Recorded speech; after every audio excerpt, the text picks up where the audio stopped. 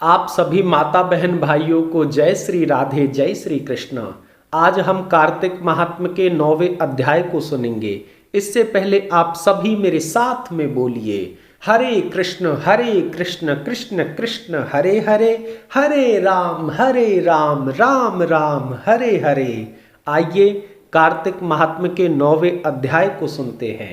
राजा पृथु ने नारद जी से कहा, हे मुनिश्रेष्ठ, आपने कार्तिक माह के व्रत में जो तुलसी जी की जड़ में भगवान विष्णु जी का निवास बताकर उस स्थान की मिट्टी की पूजा बताई है, अतः मैं श्री तुलसी जी के महात्म्य को सुनना चाहता हूँ।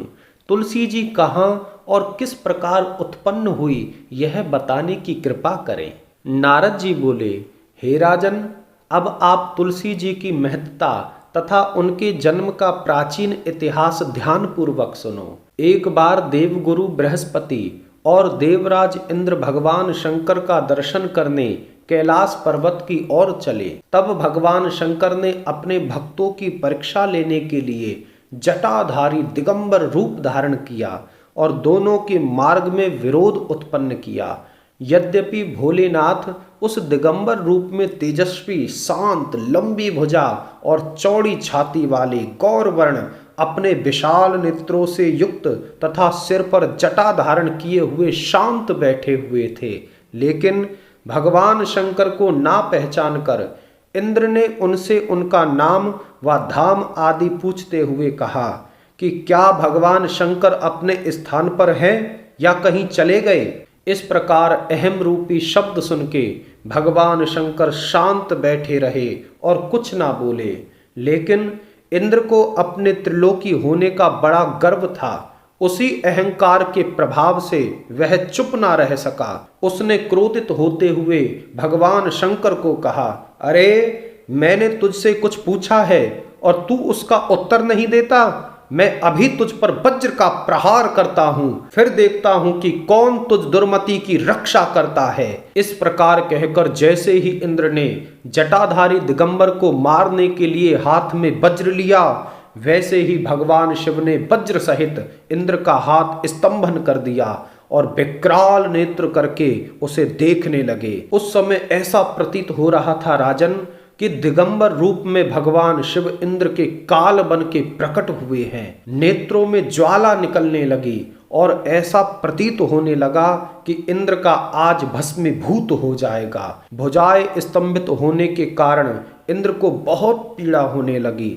यह देखकर बृहस्पति जी ने भगवान शंकर को प्रणाम किया और दंडवत होकर उनकी स्तुति करने लगे। बृहस्पति भगवान शंकर से कहने लगे, हे दीनानाथ, हे महादेव, आप अपने क्रोध को शांत कीजिए और इंद्र के इस अपराध को क्षमा कीजिए, प्रभु क्षमा कीजिए। बृहस्पति के यह वचन सुनकर भगवान शंकर ने गंभीर वाणी में कहा, मैं अपने नेत्रों से निकले हुए क्रोध को किस प्रकार रोकूं।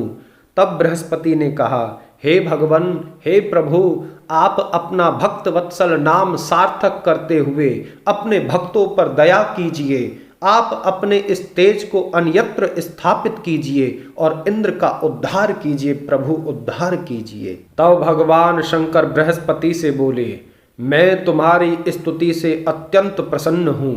तुमने इंद्र को जीवन दान दिलवाया है। बृहस्पति से इस प्रकार कहकर भगवान शिव ने अपने मस्तक से निकाले हुए अग्नि में तेज को अपने हाथों में ले लिया और फिर उसे क्षीर सागर में डाल दिया। तत्पश्चात भगवान शंकर अंतर ध्यान हो गए। हे राजन, इस प्रकार जिसको जो जानने की कामना थी उसे जानकर इंद्र तथा बृहस्पति अपने अपने स्थान को चले गए।